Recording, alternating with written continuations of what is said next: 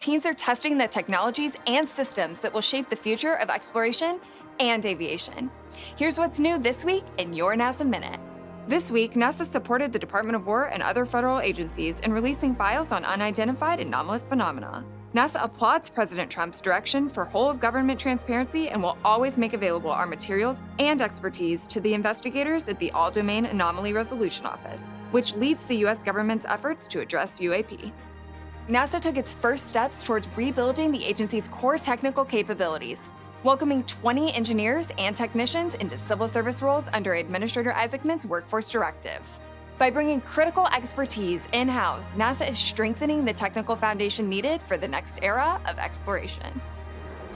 NASA's X-59 quiet supersonic jet is ramping up the pace of flight testing. At Armstrong Flight Research Center, the experimental aircraft recently completed 2 flights in one day, for the first time continuing to fly higher, faster, and through more advanced maneuvers as NASA works toward quiet, supersonic flight.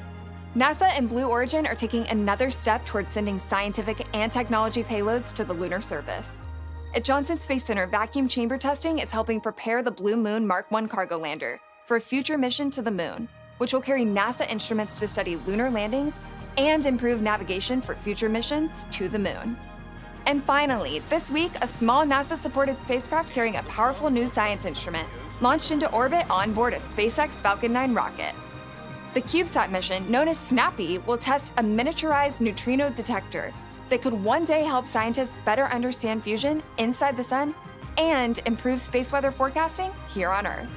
Each test, each flight, and each mission brings us closer to turning the near impossible into a reality. We'll see you next time on the NASA Minute.